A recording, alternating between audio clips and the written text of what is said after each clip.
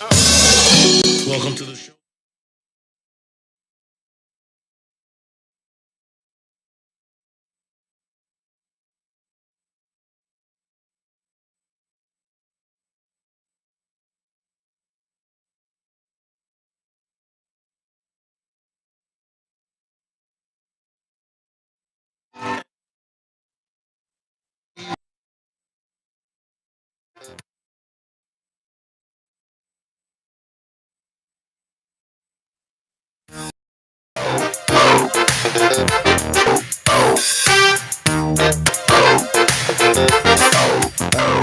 It's time, the Bobby Eaton Show, where we tell our stories our way. Turn the volume up. It's the Bobby Eaton Show. Yeah. Hey, welcome to the Bobby Eaton Show. This is where we tell our way in the heart of Black Wall Street, Tulsa, Oklahoma. And hey, I got my loved ones, my friends in the house, the people that I care about. Hey, Charles Harper and Damali Wilson. How y'all doing? Doing good, doing good. It's hump day. It's hump day. I just love y'all to death. And I'm gonna tell it to the world. Right. So as we move forward, hey, we got a big show to talk about. Sure. And we're talking about the Emmys. Yes. And our contributions in our community. And we gave so much to that success of the Emmys that it wouldn't have been an Emmy if we weren't involved, right? Hey, there you go. Right. So moving on, when I saw a friend of ours accept that award, Wow. and I said, wow, that's an Emmy. And that's nothing to play with. Yeah. That's big time. That's up there Right. with the Oscars, up there with the Grammys. Yeah. That's up there. It's an Emmy. Yeah. And so many people throughout the years have received that Emmy who are in the industry, Right. but not from Tulsa, Oklahoma. Yeah, Right. and I think we probably should give a little bit of context about what we're talking about, Bobby. So Yeah, that go ahead, everybody go ahead. is following us. Take it and run. I'm the researcher. I know. So first of all, North Tulsa, or actually, there was a documentary that was done right here in North Tulsa, and a lot of North Tulsans got the opportunity to participate, as well as other people from across the city. But we're particularly proud because it was about situations that happened right here in North Tulsa. So if you guys have seen Dreamland, the burning of Black Wall Street, that is what Bobby is referring to, and that's what we're talking about today. Is a particular document which was produced by LeBron James, Right. And all of us were in it. Actually received an Emmy. Now, I want to break down because some people are like, well, what's the Emmy? Emmy, and who cares? Yeah, really. and why is it Tell them important? about it. Right. So, Emmys are an extensive range of awards for artistic and technical merit for the American television industry. Just like you said, Bobby, it's for the industry. There's a number of Emmys that happen throughout the year. So there's, newspaper, documentary, there's, actors and, all different types that happen throughout the year. But basically what it is excellence in the television industry. Wow. That's just what it boils down to. And so who decides the Emmys? That's a good question, and that was a question that I wanted to know because I'm like, okay, so how do you even get nominated? Right. So you are actually nominated as these movies and shows and everything happen throughout the year and come out, then your peers actually nominate you for this award. And all the Emmys is a symbol of peer recognition. Right. Wow, so your okay. peers recognize you. So in the Academy, there are about 20 million members. Okay. And it's divided into 31 categories. So if I'm doing cinematography and you're an actor and you do music, the Right. music score. Okay. So, there may be 5,000 people in my category. So when I am nominated for an award, then all of those people who have actually paid their dues, so it's all about your dues. Right. You gotta do keep that. up with the Yeah, I gotta finances. pay those dues. Yeah. So if you are in good standing, then you get the opportunity to vote. Based on who's been nominated. Now I get the opportunity to vote for my peers that are actually in these particular Categories. categories. And then at the end, whoever receives the most votes, then that's who, when they come to the ceremony, that's who actually wins in those particular categories. That is so big now that stuff. gives you foundation. Let me tell you what I love about this stuff. is it seemed like one of Salima, Yes. Kamara, who was the producer. Right. First stop KBOB, Bobby. Hey, yeah. KBOB Community Radio. Yeah, and when they contacted me and told me we were at the old location, Yes, over there, the historical Eaton property over there, yes, Right. and they contacted me and they said, "Hey, we want to come over and do an interview with you." And I said, "Okay," and they told me about it. LeBron James is doing this documentary for CNN.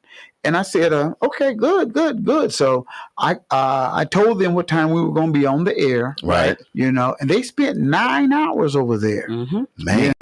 from the front porch of our old house, me and Trey, to the radio station, which included you guys Yes. in there. Yes. So I called you guys and said, "Hey, they coming to do it." And so we sat around the table at the radio station, they did their thing and documented everything that they could get, Mm-hmm. and that was just a piece of that documentary. Exactly. Right. Exactly. Right.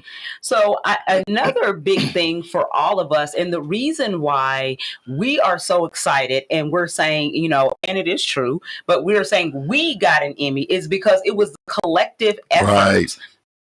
Everybody, right? And go and look us up on IMDb.com. That is a website, okay? And what that website is like an online database of information related to films, television series, home videos, video games, all this, different kinds of stuff. Just it's production. Right. And it has personal biographies and, summaries of different movies and stuff. Well, Dreamland is there. Hey. Right. And under that, because they won the Emmy for Outstanding Graphic Design and Art Direction. That is what the Emmy is for, that was received for this particular documentary. And when you look up under the full cast and crew, guess what? What? Our names are there. Yeah. Let me do this. Do you have a listing of those names? I do. I have a complete I list. just want to say a lot of people jumped on when we first came on. I just want to say Winnie Friend. Hey, that's my cousin. Thanks for tuning in, cousin. Teresa is on. That's my sister. And then Winnie, she said it was a great documentary. Yes. So, yes, I do, Bobby, have a complete listing of. Man. So it goes by, so of course the director was Salima Karoma. Right. And then it does the cast in alphabetical order. And so do you want me to tell? Yeah, don't give the names. Okay, we got to cool. give the names of those who participated in it, what it was. Yes. Mm-hmm. So we have Dr. Alicia Adewale, who is over at TU. And does a lot of great work. We have Hannibal Johnson, Carrie Steckelbeck. She was one of the ladies that worked over with the mass grave situation. Right. We have Chief Amasign, Jim Goodwin, Kevin Ross, Eli Grayson, Regina State Representative. Hey, want to put some respect on that? Okay, right? Respect on my name. Friend, but hey, got to put that honor where honor is due. Keith Ewing, Christy Williams, love Christy Williams. Oh yeah, Christy. Dr. Turner, Robert Turner, our mayor, G.T. Bynum, Scott Ellsworth, Bobby Eaton Jr., Randy Crable. Yeah, you know him. Huh? Trey Eaton. Oh, that's my boy. That's my son. Guy Troop, Cody Ransom, Glory Wells over at Wanda J. That's Miss Wanda J's granddaughter. Dwight Eaton. Yeah, that's my brother. Yeah. Micah Wise, Brenda Alford, Ramal Brown, the Hometown Heat. Yeah. L.C. Clark, Otis Clark, Johnny Cole, Abby Duchendorf, Bobby Eaton Sr. Yeah, your dad. That's 3 generation documentary. Clyde Eddie Faye Gates, Ernestine Gibbs, Charles Harper. Charles Harper was in the building just a little snippet. Yeah. Eunice Jackson, Robert LaFortune, Sherry Lasky. She was on there with us. Yeah. Tyra Walker Lewis, Eldoris Makandashi. So that's Miss Joy's relative.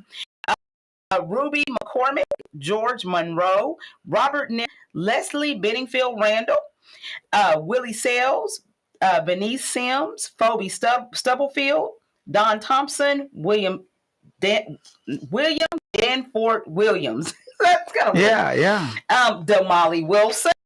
Yes, that's our Damali. And then, of course, it goes down and all the producers and what, the executive producer, the line producer. So it goes through all of those, tells who did the music, the cinematography. So just all of that. It tells you every component that was involved in the making of that particular documentary, right? Absolutely. It gives credit to every person that participated and had anything to do with making the documentary what it was. So it's really exciting for me because a bunch of us, we are doing this work every day. Right. And a lot of times we don't get to tell our stories. Other folks come in and they capitalize and make money off of stories that are not necessarily so.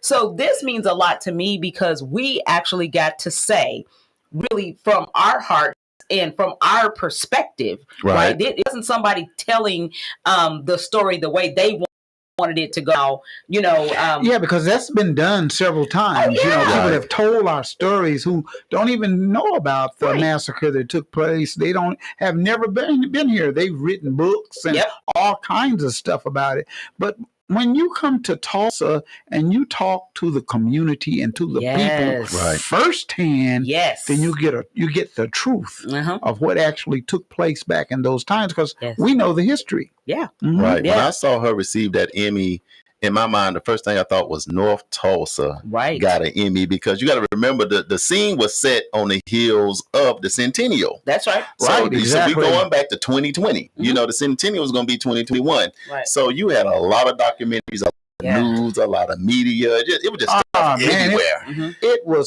people here from all over the world for the Centennial. Yes. They were coming like flies and just coming all around, and they wanted interviews. They wanted to see the town. They wanted to walk Greenwood. They wanted to know the history. Yes. And we gave it the best that we could do. Yes. During that Centennial. Yeah, we did.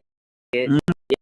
And based on that, that authentic feel to me when I watch this documentary, I have a small part in it, but because I'm listening to the stories, I'm seeing the people, and because I'm from the area and know the story, I know that these accounts are true, not something that was fabricated, not something that was twisted, and it came from people who are actually in community, boots on the ground, that are making this thing happen every day, that are trying to bring awareness. When you can hear a Chief Amasan give his perspective and give his points of view. And, you see folks walking through Black Wall Street. Yes. You can walk with Christy Williams saying, absolutely. It puts in perspective, what this was like. And these are folks who, had ancestors and, are they're descendants. Absolutely. Let me get some quick shout outs because people kind of are popping in. Sure. Patricia Griffin is in the building with us. Hey. Mr. Robert Hawkins. Hey, Robert, you did your thing. You did your thing down here. He showed out down here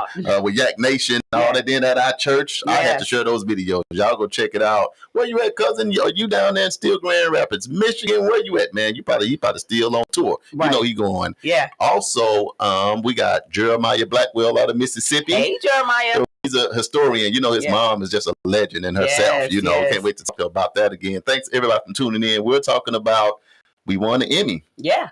Dreamland. Yeah. The Burning of Black Wall Street right here in Tulsa, Oklahoma last Thursday.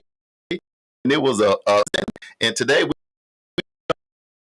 I want to give a shout to Salima. Yes. Oh yeah. Salima did her thing. They put it together it was real nice. Very nice. The way they put it together and just a shout out to her. Sure that things I would have mentioned a little bit about Tulsa when she received it at the Emmys, but hey, nevertheless, we were part of that production and it got done. Well, I think that's why it's important for us to have Black radio and Black media. Yeah. Because even if, and I get it because they, the award was for outstanding graphic design and art direction. Right. So, it was about that. That's why she actually won the Emmy. Yeah. That's true. So I get it. You want to thank all of those people that made sure that the graphics were on point and all of that, because that's what that Emmy was about. But it includes the community too. Exactly. It includes so the thing about that is, I think that, even though she did not mention, it's okay. That's the cast, it's fine. We fine with it. I mean, I'm good. We're happy. It's just all to about be a part. To be a part of it, you know. And to get the word out and to hear the story, because but for her hearing our stories, then you wouldn't be able to receive this award. What I like about it too, the timeline, got to remember, they filmed this stuff in 2020. Yeah. So we had to wait a year. Yep. Because it didn't air until 2021. Yeah. And now we're in 2022. And during the filming, when they were actually filming us, I could see Salima got emotional. Oh, yeah. When she got very emotional in filming this documentary, you guys. It wasn't just come in, film, blah, blah, because, I've done several documentaries and stuff with people, but she was one of the ones who were very emotional about what was going on in our community and in the city when it came to that massacre. Well, and I think because maybe it became more than just a story. Yeah, it was more for her. And I think that when you touch people that are boots on the ground, that have a connection to the subject matter, then it means more. You know what I'm saying? Like, it comes through more, like you feel the emotions and the, she felt those emotions. Absolutely. She felt it. If you come to Black, look, y'all, we got people tuning in from all over. Just going to say, you come here to Black Wall Street, you going to feel them ancestors on your feet. Sometimes you think walking and you might see a red bird fly off. Yeah. You might see anything. She can tell you about that, honey. And a thing that really touched my heart that just is the survivors. Yes. You know what I mean? Oh my God. Because because typically by the time you get some out like this, they are long gone. Yes. There was a lot of them in the documentary that are long gone. Yeah. But to have Mother Randall, Mother Fletcher, and Uncle Red in the documentary, can you imagine now? Right. Yeah. Man, that's priceless. They survivors, man. It's like we're living back in history and right now. Because you're talking about 107 and 108 years old. Yeah. That is a survivor. Right. Yeah, to survive what happened. Yeah. But and big shout out to LeBron James, man. Yes. For him to decide to go ahead and take on a project like that. Right. Just think, he took on a huge project that's going to last for a lifetime. And for him to do that, that's a big step. And a big, it's just a huge thing to do. Because he didn't have to do it. Right. But he took a chance on massacre, and I'm going to do this. And he sent all his people down here, and they just documented everything that they could get, and they got it. Yeah. And we gave it. Yeah. So, got it right. So the biggest congratulations to me it's just North Tulsa as a whole for telling our story. This is North Tulsa's Emmy, because they was on the streets of Tulsa, because there's a lot where you seen places and folks eating it. So you had a lot of people that did sit down and talk, Christy and Chief and Eli and Hannibal Johnson and the mayor and Bobby and some of them. But the B-roll. The B-roll is where that's what it's all about. It was about that B-roll. Yes. The behind what can I say? Yes. Yeah. I mean, just a huge thing. One of the things that we always say on our show is there are great things happening in North Tulsa. Right. And I just love the fact that we are hooked up with a Bobby Eaton who had the vision to say, hey, I want to start a radio show. Yeah. Because now this gives us opportunity to bring voice to some of the things that are happening, just the negativity sometimes that we get bombarded with, over and over and over. And this is huge. Do you guys know anybody else in North Tulsa who had anything to do with the Emmy? I don't know. No, I don't know. Nobody nowhere. Yeah. I don't know. I just don't know. North Tulsa, this is huge. I'm glad we can stream this all around the world. Yeah. So everybody that's tuning in, when you chime in, share the video. Yes. Because we just sitting down here in North Tulsa enjoying it, because that did cast a huge spotlight on us because it did. Yeah, I'm from Arkansas. Before I came to Tulsa, I have never heard of Tulsa. Right. I've never. So when you go into different states and stuff, people haven't never heard of Tulsa, Oklahoma. They hear Oklahoma City because people know the capitals and stuff in each city. But I did not know about Tulsa. But now, man, when I travel, we travel and we go to Memphis, DC. Everybody knows about Tulsa. They know about Black Wall Street. Yes. Jeremiah said, "Why y'all on early? I ain't up yet." Well, Jeremiah, this is a special edition. This is a special edition about the Emmys. Yes, that's why we're up early. Exactly. We still gonna be on at 1 o'clock. Now, 1 o'clock. We still got the police report coming up at 1. But we want to take some time today to just sit and enjoy this Emmy that was granted to North Tulsa. Shout out people. And we got a few other cast members, some of the other people that's going to drop by. Yeah. But we just wanted to spread this good news all over the world. Yes, absolutely. Absolutely. Because it's just worth sharing. It's worth letting folks know that, your story is not in vain. Right. There's a lot of happenings that have happened in urban communities all across this country. And there are a lot of people that are boots on the ground that are fighting. And I know sometimes you get tired and frustrated because I know we do right here in Tulsa. Well, you know what? I got a hard question. I got one. Y'all ready for it? What's the question? Go ahead. What was your favorite part of the documentary?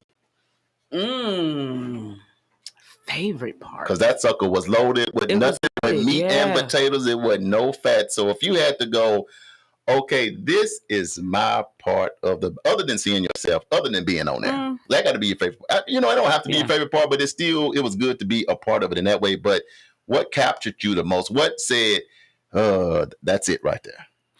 I would say for me, maybe some of the information that both Chief and Christy were able to provide, just because a lot of times, unless you have taken the real Black Wall Street, you don't get the opportunity to hear those things, right? When they talk about what some of the buildings represent and some of the artifacts that you see still on the buildings today, some of the information about, how the land was actually, how Black folks got the land in their hands, and how it was taken away from us, so some of those things, those nuggets resonated. Yeah. Mm-hmm. Now, Maestro, Mr. Jeremiah Blackwell Jr. said that he knew about Tulsa. He said that they were taught about Tulsa in Freedom School in Mississippi during the 60s growing up. Oh, wow. I believe that, they talked about Tulsa and some of the other educational schools around the country. Right. But they didn't talk about it right here in Tulsa. Because it was a dirty little secret. It was a dirty little secret. Yeah. It was like, shh, don't talk about that. Right.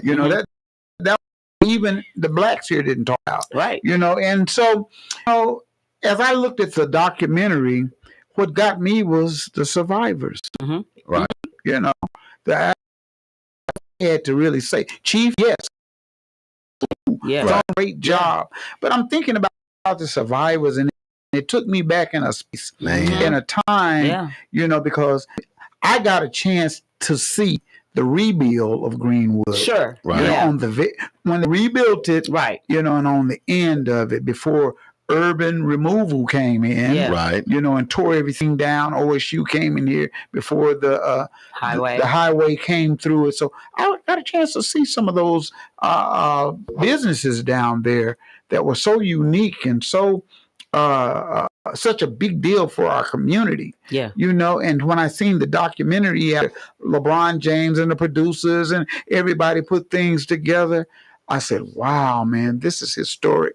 And like I said earlier, for a lifetime, you can show your children, grandkids, and grandkids about Black Wall Dreamland. Mm-hmm. And I watched it 3 times. Mm-hmm. Yeah. You know what I mean? Yeah. I know we got a lot of people listening in. If you have not seen it, you can still go right now to HBO Max and just look for Dreamland, the burning of Black Wall Street. You click on it, and man, it captures you the whole time. And I guess to say my favorite, I won't say. I'm just saying the part that captured me, because you said Christy and Chief kind of putting some context to the real Black Wall Street tour, and you with the survivors.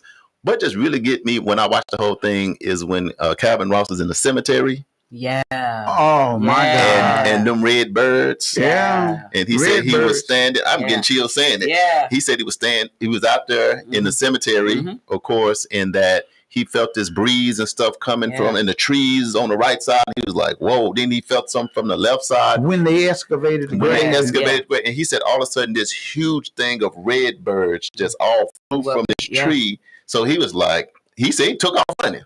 Big guy said he was getting it. Said, man, shoes, jacket came off, camera flew over, and he was gone. So he said he reached out to Christy, and then he was telling Christy Williams about it. Of course, she was in it as well.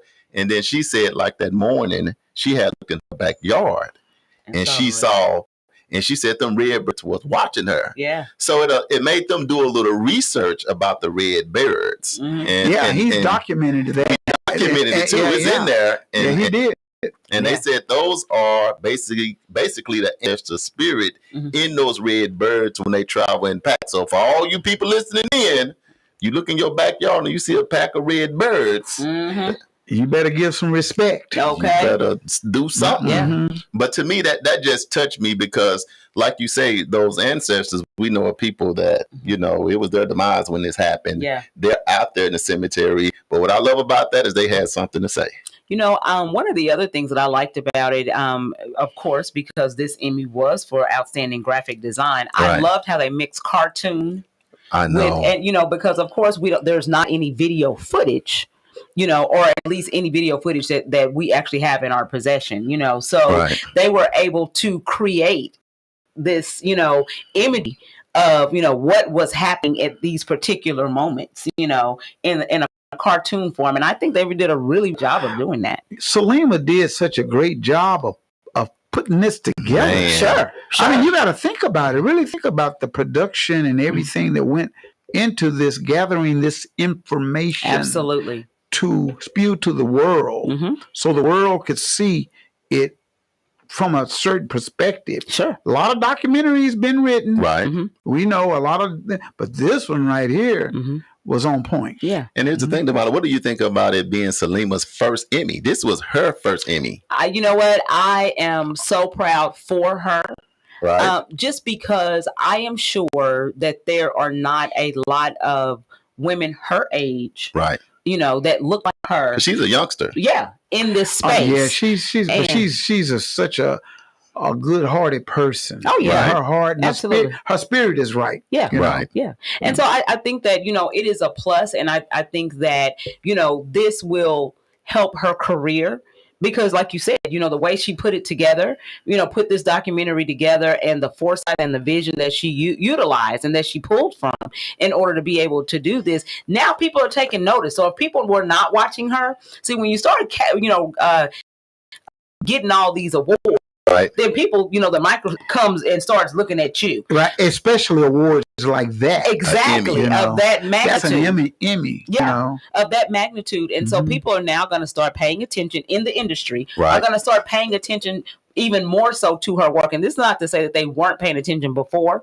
but when you get an award like that, you get an Emmy, then, you know, it means that you are excellent your you know, by your peers. According to your peers, you are operating in excellence. And so now people are going to start paying even more attention to what it is that you do. So congratulations, Selima, because you did that. And I know you said it earlier, Damali. You said it come from a pool of 20,000. 20,000 members. That's a lot of peers on the Boy, body. it's a whole that's so many. That's a lot. I'm like, you know. Yeah. That means they had to sit, look, listen, watch, analyze, and for whatever reason, break it all down in their own little way and say, you know what? This is it. And when she got up to accept it, she was so excited. I thought she was about to faint. You could tell she was excited. She had it turned around backwards. They had to straighten it up and make it go forward. Did you remember that? You know, and I said, "Oh boy, sweetie, look at you." Yeah. So, so what this says is the national active members of each peer group vote on the nominees and the winners for categories pertaining to their area of specialty. So, you know, since this was for outstanding graphic design and art direction, that is a group.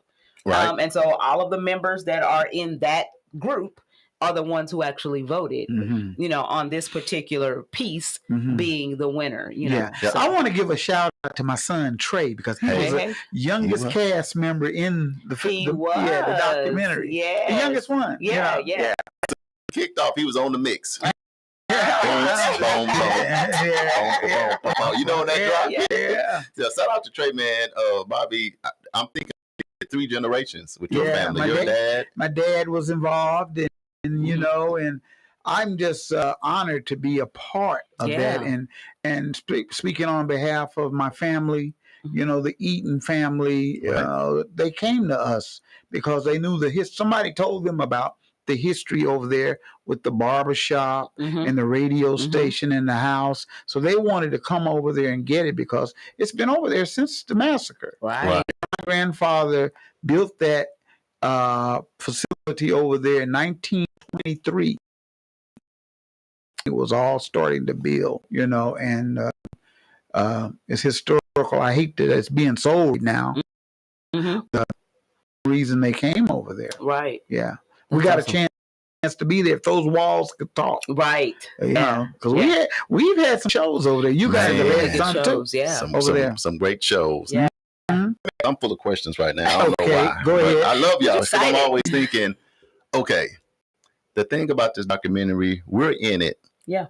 It lives on forever. Yeah. So even when you gone, your kids and grandkids, the people's not here yet, you'll see that. What does that mean to y'all to know that you got something that's etched forever, long after we gone? This is going to be something people going to watch. They're going to watch it in schools. They're going to watch it for when they're in college and do papers on it. And you're going to be in it. You etched in that history on Black Wall Street here in Tulsa. How y'all feel about that?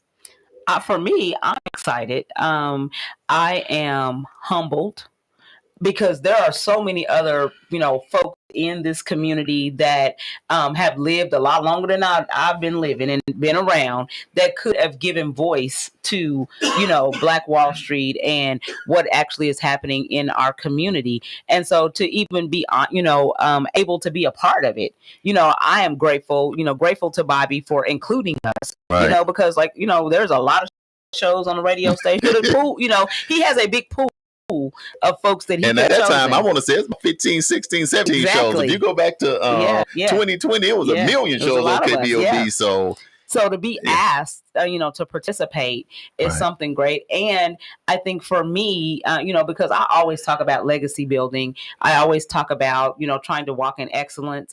And so for my grandchildren to be able to see, that, man, my grandmother was actually in something like this. And this is what she's talking about. It ain't, crazy talk or, this is factual, content that we're talking about. And we're talking about how to, build our community back up, from where it once was. I think it's just amazing, that they get to have that opportunity because many kids don't have that. You're talking about, Bobby, you have 3 missions that are actually in this documentary. You know what I'm saying? But we don't have that. It was 3 of them? Yeah. Bobby, and Bobby. That, to me, that would just do my heart something to have 3 generations. So when people research it, part of that research would probably be, man, it was 3 generations of Eaton. Exactly. So you had your brother in there, your dad. And your dad. And your son. And your son. It's just an honor to me, and I'm a humble kind of guy. I'm just a down-to-earth, regular guy, and I've received a lot of awards throughout the years, and platinum records, you guys, and plaques and all of this stuff. But being able to be in an Emmy award-winning documentary is something very special to me. Yeah.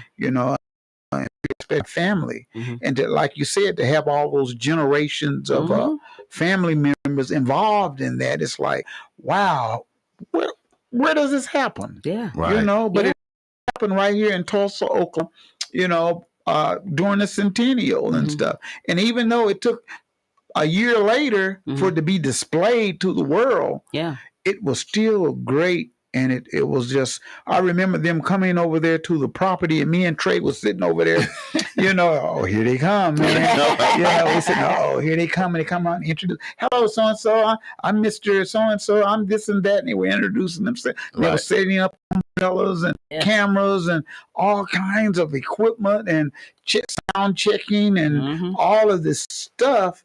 And I was looking at Trey, and he was looking at me. He said, "Oh, it's getting ready to go down." Yeah, it's real. I mean? It's real. This is real. This is not just no imitation of somebody just faking and shaking. And I said, "We got to tell it the way we know." And when they first asked, I said, "Well, I'm going to do a show." They said, "We want to film you guys on the air." I said, got a bunch of people over here, but I'm getting Charles and Damali, right? And not to slight anybody else. Sure. But I said, hey, I'm going to get them because I see you guys out in the community all the time. We built a relationship, a real good relationship. Right. So I'll get them involved and a couple of other people like Paul and Sherry and Sherry on the show. Right. And they could come and get the whole perspective from us over here. Yeah. So it's a great thing. I'm humbled to have this. They sent me some wine. Yeah.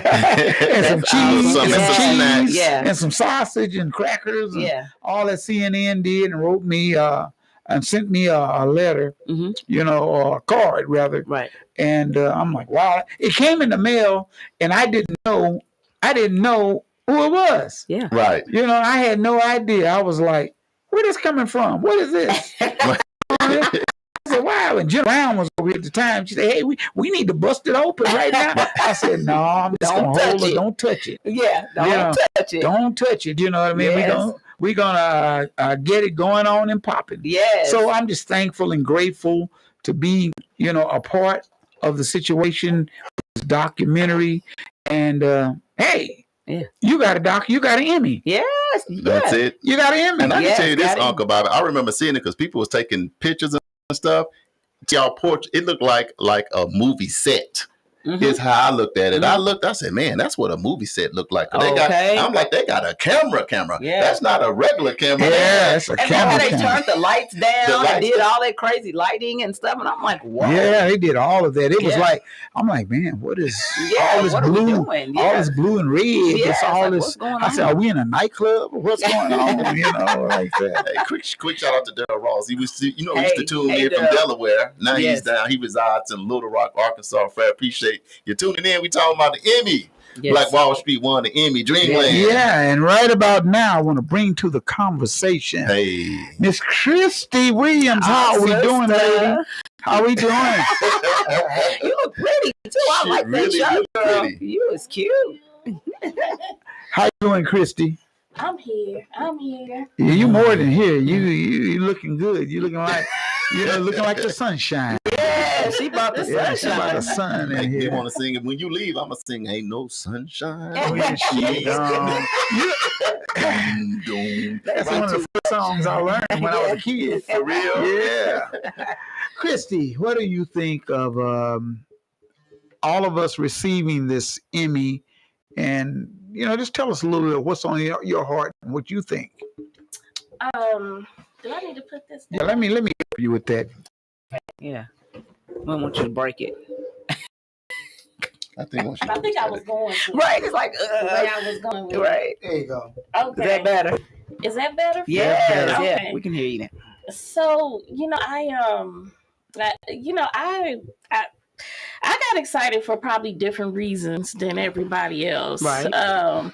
Because Bobby, as you know, and I only say Bobby because he been in the fight with this thing for a long time about telling our stories our way. Right. No, that's me. When we were really all trying to get the story out about Greenwood and changing the narrative, and I know, and I always say that me and Chief, we did. I just had to get my own self out of my head, but me and Chief, give you a pat right now again. But we were fighting so hard to change that narrative from riot to massacre. Yes. And no one wanted to hear us. Like, we were shunned out, even by Black people. Wow. No one was picking us to talk about this story. And so we talked about it. I mean, like, we did documentaries from people. We've never even seen the results of them. But whoever it was, we were telling the story. Mm-hmm. And I really can't even give you the number of documentaries that we have done in the past 12 years. I can't even, it's been a lot. Right. And so just the fact that we got the story out was good for me, and that it won an Emmy. That was good for me. But I also have issues with that too. Okay. And because people don't realize, especially when you are a descendant, and the toll that it takes to have to keep retelling the story, the trauma, and we're retelling these stories based on the knowledge, the oral history from, our families, and some who have passed on, and we're telling these stories in the same space where the tragedy happened. It's a lot, and people don't understand that spiritual energy that exists in Greenwood, and it's there, and it follows you, and it's there, and it's hard to explain to people who haven't experienced. It's kind of like my dad said, when you go down on Greenwood, you should see ghosts. You should see spirits. You should feel those spirits. He said it all the time. I do, and I feel like, and I know it's been a lot of probably drama is maybe the word within the filming of this and the making of it behind the scenes, and a lot of stuff that we don't know about. Some stuff I've heard about, but I feel like, and I'm gonna put it on LeBron because LeBron's name is on that film, and I feel that we should have been recognized in a better way. I think we should have actually been flown out to experience that getting an Emmy, and if not us, at least the survivors. And so we're still not getting, I believe, the credit that we are due. Christy, I'm with you on that. I totally agree with that. Not only with the filming, but the perspective of even of Centennial that took place here. President Biden came here, and everybody came. It was just like a show. But hey, what did it do? Think about it. I told people.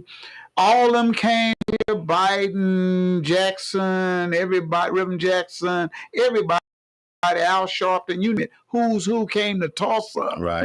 And they came for a social event. That's what it was to me. Now, that's just me personally. Because when they left, we're still here. We're still here. We're still here, and we still got to deal with the trauma and everything that took place. And every day deal with our families, our mothers, and everything in our communities. So I just think it was the Centennial to me turned out to be a good thing in some ways, but I got issues with. I thought maybe some economic development would probably take place. A couple of people get together and say, "Hey, what can we do with y'all or the survivors? Can we donate? What can we build? What are your schools looking like? Let's get into some of this stuff with all of these powerhouses being here." But that didn't happen, and it was more or less like a social event. And I got to be real about it because that's just what it was. I think the thing about you, Uncle Bobby, y'all know I call Uncle Bobby. I'm Uncle Bobby. You were saying that before they even came. That's right. You always were saying, Bobby was always saying, you know what, man, my biggest fear about this is I've been to Hollywood, I've been around stars, I done traveled the world, and people show up for this. And he said, man, I just hope that don't happen, with this. And let me ask you this, Christy. I agree with you, number one. Is it a way that they can make that right, you think? Or has the time passed? My cousin always say the time has passed. Or do you feel like the time has passed? No, it's always time to do what's right. I think there's definitely time to do what's right. I do. I mean, Do you think a little bit, Christy, you and all the other cast members, because you and Chief was hitting home runs. I just have to say it. Just home run. Y'all were knocking it down. And sometimes you can create something. You may not know the impact. You may not know the spiritual side or the answer. You may not know when you putting it together. But the answer is push that thing all the way down the road. And sometimes people sit back like, man, I didn't know if it was going to go that far like that. So now you got to reassess everything about it. Because maybe it might have been just, I'm not saying it is, I'm caught up in the moment, here's a little money to get it done, and let's see what happens. But then it ends up with the Emmy, and now you're thinking, man, we could have did more. We should have flew some of the survivors in with a cast member. We should have maybe, you got to go back to try to figure out. But I love that you said that the time hasn't passed and they can't get it right. What does get it right sound like? I think that everyone should get an Emmy, including those survivors, because that's I really think they should. And I also feel that I always say that Emmy went to the ancestors, but I think LeBron should definitely also lift that movie up more, because you haven't. Have you seen him share anything about it or anything like? I haven't. No. So I think that that's definitely something that needs to happen. And because if you're going to put your name on something, do it just as hard as the Space Jam movie that didn't even do it. I'm just saying. So just let's just get that there. Keep it 100. I mean, I'm just being honest about that. And I'm glad you said that, because it's kind of like during the same time the Space Jam thing was going on. If you think about it, they was kind of going on simultaneously. Right. So do you? I'm trying to use my words, because I know we streaming live all over the world. Yeah, we got a lot of fan of LeBron James. Let me just say that. But this is not about that. Right. This is about the main thing. Lives, keeping the main thing the main thing. And I never seen it on none of the platforms. Yeah. I never seen it pushed, not even to this day. Even with the Emmy, I haven't heard or seen anything. Now, I don't know in the back room behind door number 1, what conversations I had and what does that mean? I don't know. But well, and like I said before, there are a lot of Emmys that are out, right? And so one of the things that struck me was it wasn't about the content as to the reason why this particular right? So that to me kind of says, and I'm just saying, this is just me, and this is just something that I noticed, is like, well, I wonder, are we going to be up for an Emmy about content, or creative design, the way the story was told, you know what I'm saying? Not just the graphics part of it, but just the way the story was told in general. Right. Because this is a powerful story, even though it happened in a lot of other urban communities all across the country, but it's a powerful story. Right. And the story deserves more than, you know what I'm saying? Right. Design. Because the graphics wouldn't have been nothing without the story. Come on now. It's like dancing without a song. It's like dancing without music. That's the thing. So I'm saying, but the story deserves more, and the people. And like, as I was telling someone before, I said, I've witnessed Chief just get physically and mentally and spiritually exhausted from continuing to tell this story. He's been doing this longer than I have. Right. And for him to pour out everything that he did in that film, he definitely deserves to have that, and to be uplifted in this work. Like, really, he really does. And he doesn't get the credit that he deserves. And so that out there. Chief is a beast. Yeah, and I would say if this is a documentary, but if it was a movie, I'll say that you and Chief, y'all was the main characters. Absolutely.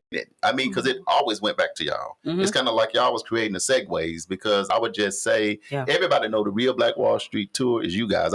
I've done it 3 times. It's 2 hours. You better stretch water. And the thing about it is you want it to go longer.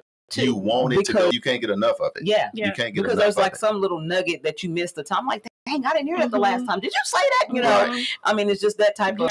So we need to hear the story. There's some quick shout outs, because we got people here from Mississippi, Florida. Gary Barnett just tuned in from the ATL. We got Gigi. Hey. Choctaw Glazer. Is I'm saying that right? Dakota. And Dakota. And then Teresa, your sister, my sister. Hey, she sister. said, come on, Christy. She still preach on you sometimes.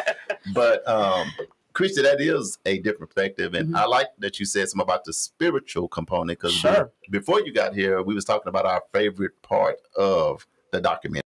It was all meat and potatoes. Yeah. But something that might just hit you differently, like this part just hit me. And I talked about situation with the birds. Yes. With having in the cemetery and then you at home. Yeah, Kevin Ross. Kevin Ross. So you here. What do you think about? Because you in that part and the red bird hit you, but when I get chills thinking about the red birds right now. Yeah, and so and then I leave Kevin out. Kevin, I'm sorry, Kevin. but Kevin, we already talked about him. Yeah, he in there. He in here.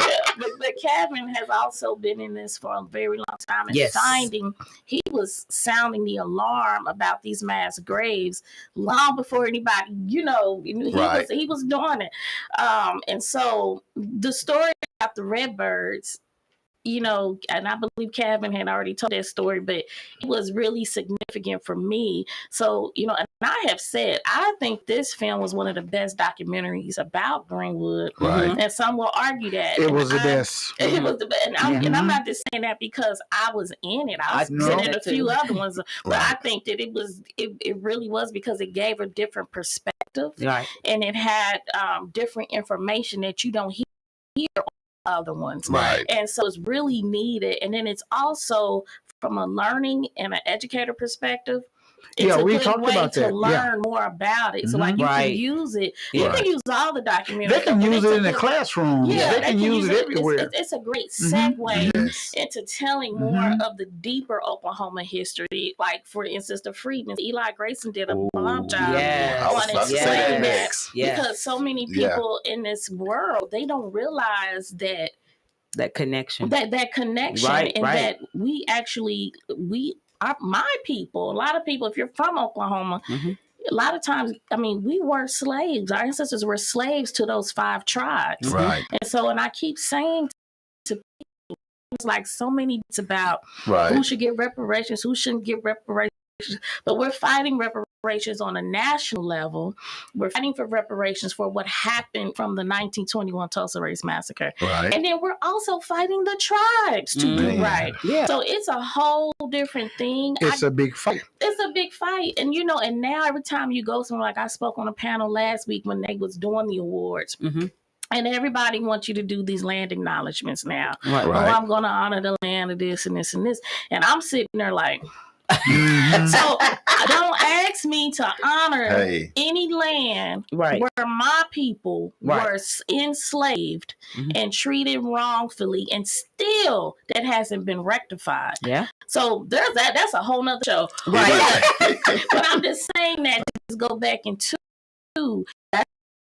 that film, you can start to different areas of Black Oklahoma history. And I always say, if Black history was a Bible, Oklahoma would be the first testament. Wow.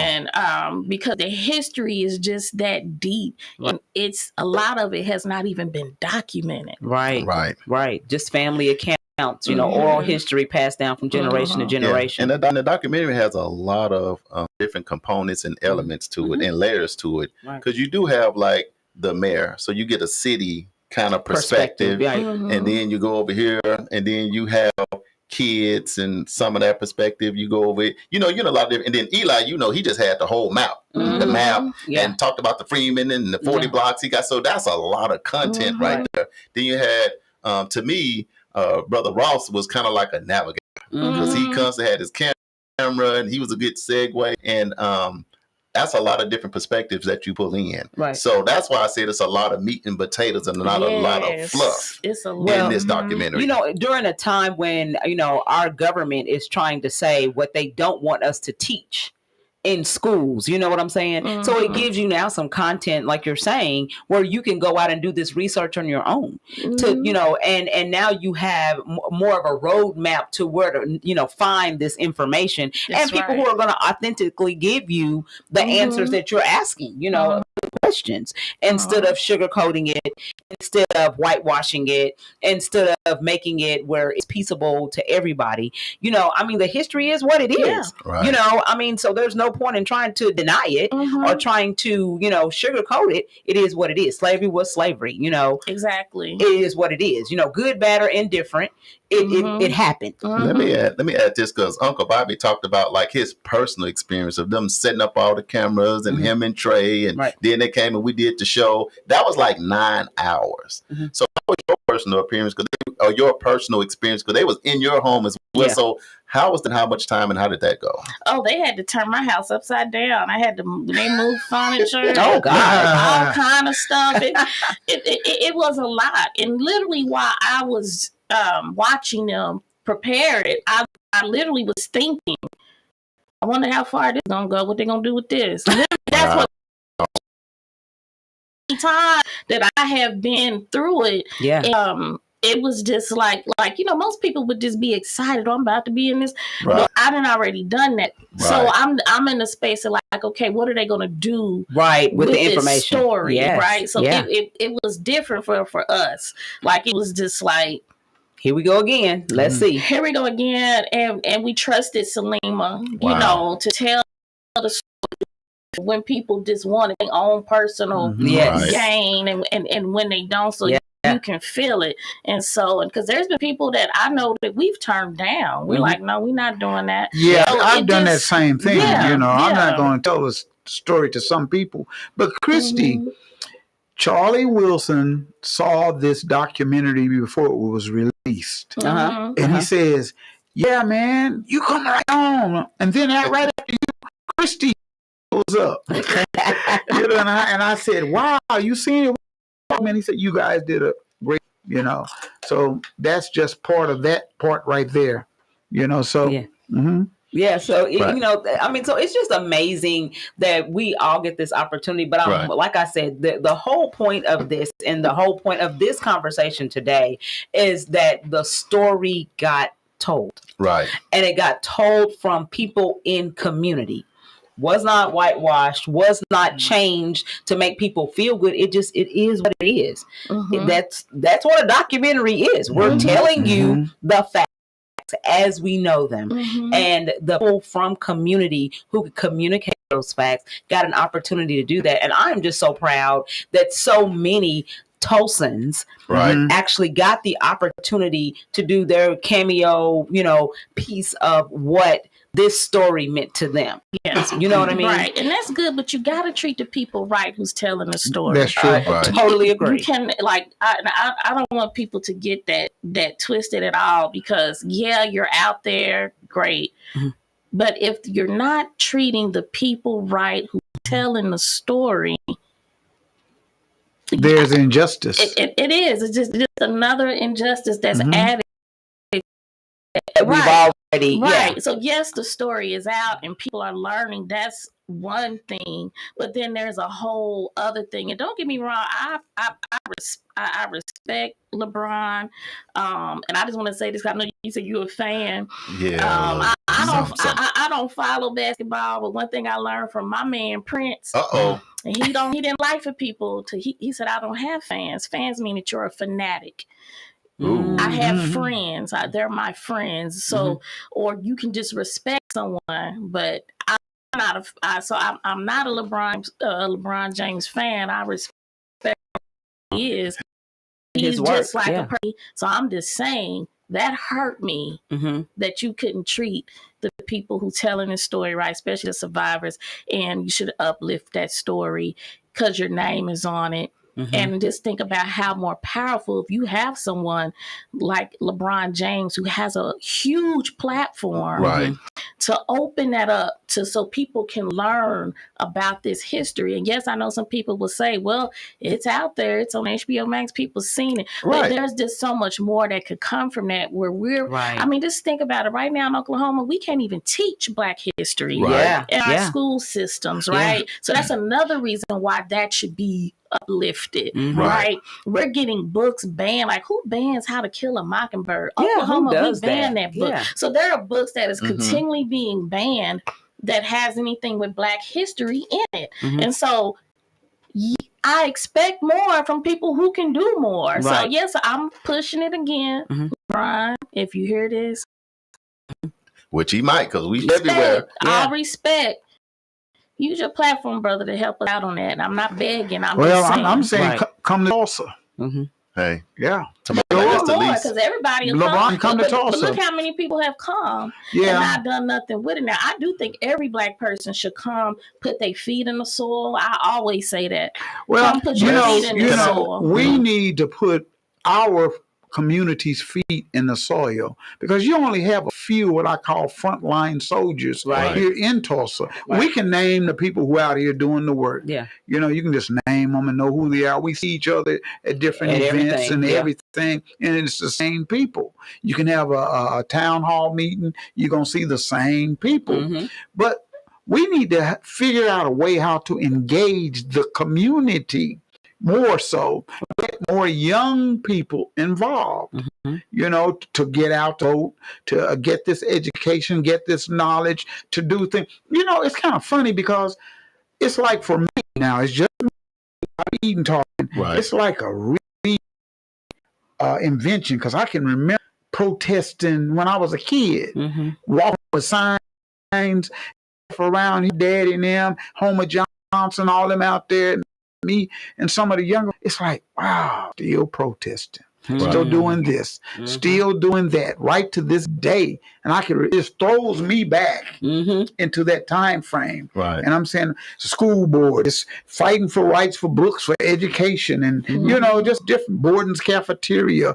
My daddy getting incarcerated, and all of that stuff back in those days of civil rights. Right. And now we're still going. Now the massacres here, the mass graves are here. There's so much going on. We just got an African Affairs Commission, things that we need to do. But we can do more today than we could back then. But we just need more soldiers and boots on the ground helping us do the work. Right. I just want to add, kind of going back to what Christy said, and I totally agree with you, is that what LeBron can do with one post. Hey. It was a lifetime. And so I'm asking, because you've been in Hollywood and we've been around a lot of people. So do you think it may be a reason people are saying LeBron don't? Because you got to think, if he just posts that, how many more people around the world?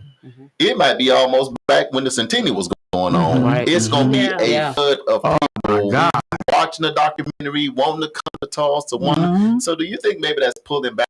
Maybe something else he want to push more? I don't know. We can't read his brain. We don't know in his mind or anything.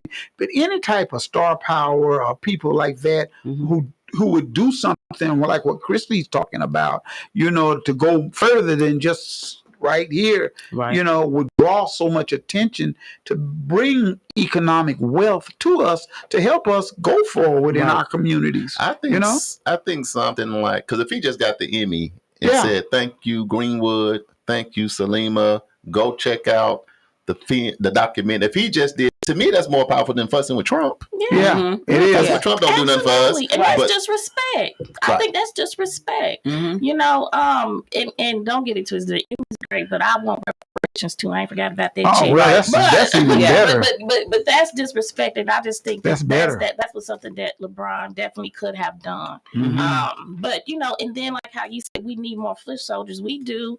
And I used to be really mad. I used to go out with people. Why you ain't over here with us? I know. But now I stopped doing that because I can't chastise people for not being or doing what I'm doing.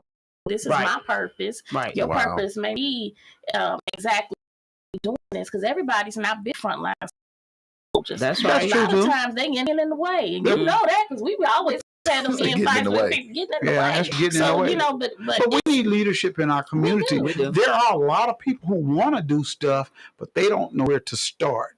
They just don't know. But you gotta just jump in to win. They come over this radio station. Well, Bobby, and I mention you guys' names and stuff like that. Get in touch with so and so. Get it in touch with so and so. Whether they do it or not is on them.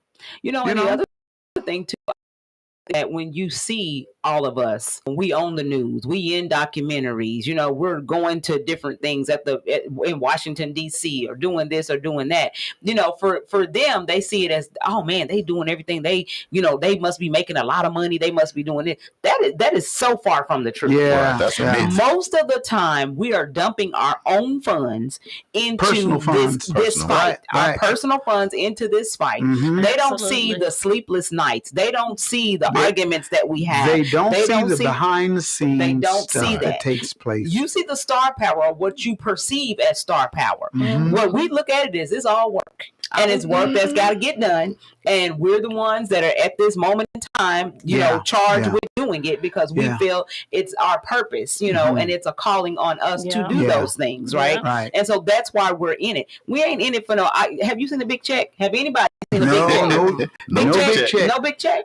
Fight, and I always tell people, fighting white supremacy does not come with a retirement plan. Yeah, exactly. All you gonna get is high blood pressure. Yeah. I mean, that's just the truth. This is the truth. Yes. Well, look here. We're coming to the end of the show. We've been here on about an hour, and we received this Emmy, award from the Emmy. Emmys. And any last thoughts you'd like to say before we get off the air?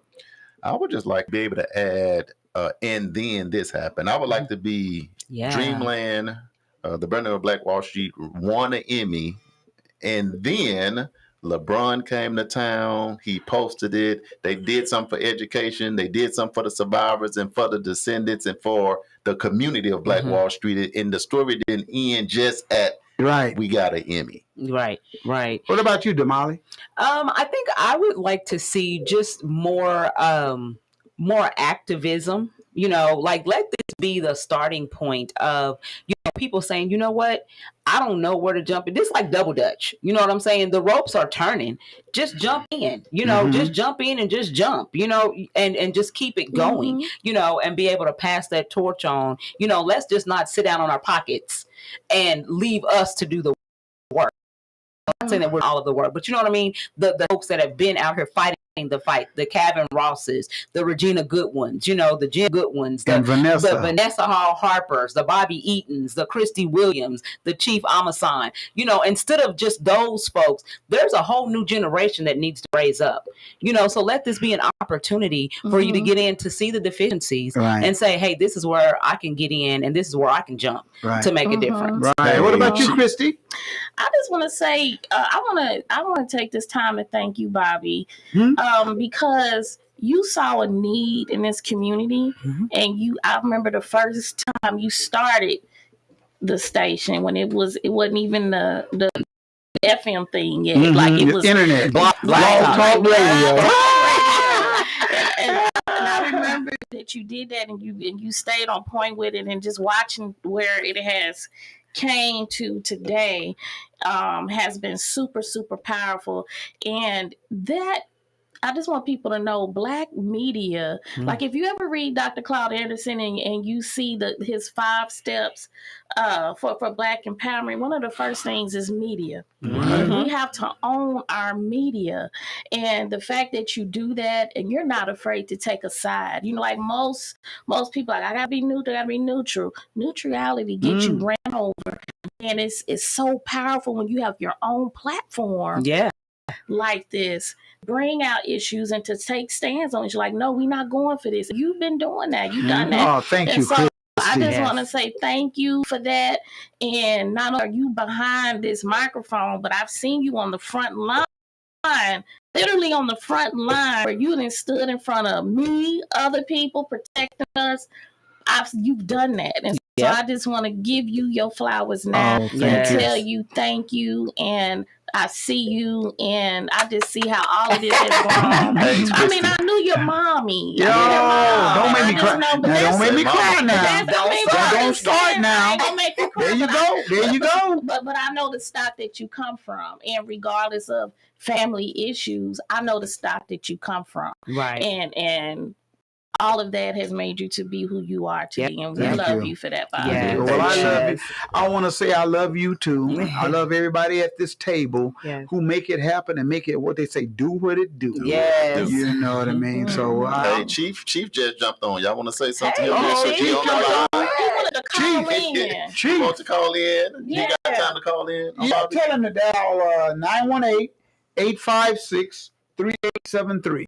Call in, Chief, so we can hear from you. Yeah, I'm gonna do because I know 918-856-3873. Tell them to dial quick before somebody else dial in. I got it all wrong. 918-856-3873. 3873. Get the phone right now, Chief. Come on in. Yes, we definitely need to have him and his perspective before we close out. Yes. Powerhouse right here in North Tulsa. That's right. Yes. Love hearing Chief and just what he had to say, and just all the throughout the years. As he come in, quick shout out to Polo Powell. He said he down there in St. Louis said he loved the show. Yeah. Chief, is that you? That's him. All right. That's him. All right. Chief, you're on the air right here. Hey, welcome, my brother. Haven't heard from you in a minute or two. How you doing, man? I'm doing well. How's everybody?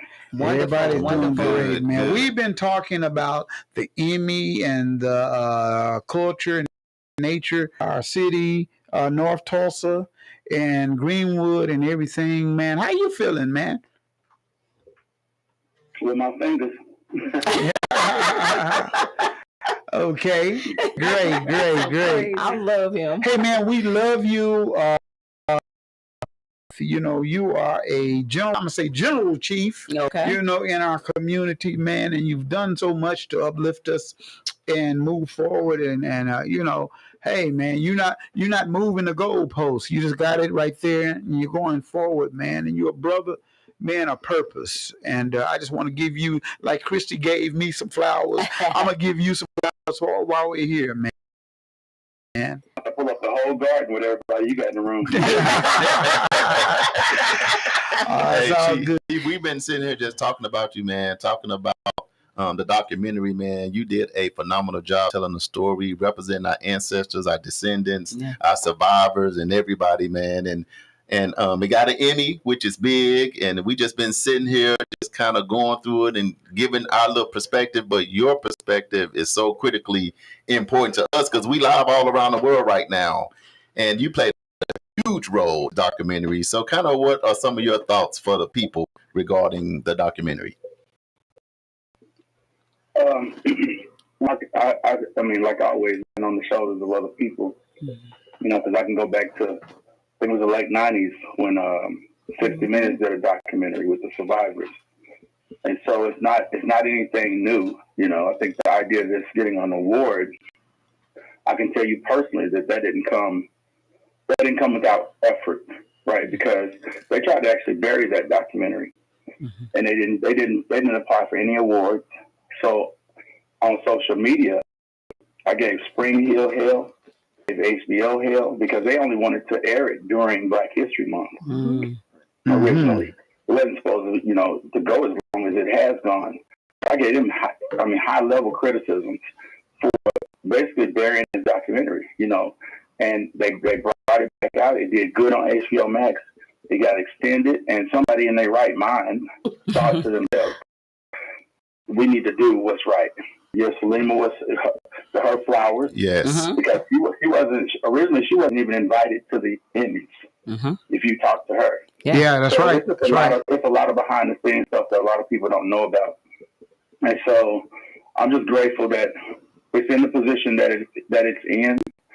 I think it's our responsibility to do something with it, you know, and while that is there and while it's streaming, while it's mainstream.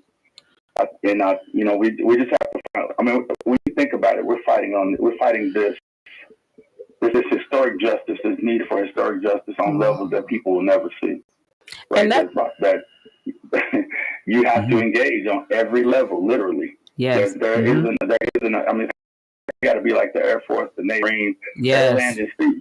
You know, you got to. That's what we're dealing with, and so I hope that America will see this as another narrative of American history and how so-called Americans have treated their own citizens. And that even on a local level, we'll see that as about how we should conduct ourselves or shouldn't conduct ourselves. And, you know, like Christy will tell you, I got this saying, hyenas always show up after lions kill. Yeah, they do. Wow. You said something. That's the reality, you know, when you're on the war front. Right. Hey, you never expect everybody to be going towards freedom. Even Harriet Tubman said it. I could have freed thousands of slaves if they had known they were slaves. How are you going to be on a plantation and not know you're a slave? Yeah, because this is the brainwashing of the mind. Yeah. Right. I just got my... It's the internalized racism. So we're confronting a lot of issues. You know, as another African general who said, I have to fight oppression with one hand because I have to use the other hand to fight my own people. Well, Chief, Go ahead. So I appreciate this moment. Well, thank you, man. Hey, man, for getting on, man. I'm glad we got a chance to get you on the phone. Yes. You know what I mean? To talk to you and so you could talk and address everybody. Hey, thank you, Christy. Yes. Thank you for having me. Thank you, Charles and Damali. No yes. problem. Hey, Thank my partner from LA on here, Gary Servants. Welcome to the show. Gary. We trying to get a message out to LeBron James to roll on up into Tulsa. Tell him to roll on up as we roll on out right to now. see Christy. So Right. Gary, you Here got we the go. connection. It was meant for you to come on. Yeah. Well, look here. You've been on the Bobby Eaton Show where we tell our stories our way. Hey, we got an Emmy, you guys, and I want to thank the cast and everybody who participated in this historical event. You know, show it to your kids. Go there and do what you need to do. Coming up next, Nuke and You. Hey. So y'all tune in, and they're going to have some stuff going on, and I'm just excited about what they got going on. Till the next time, have a good one.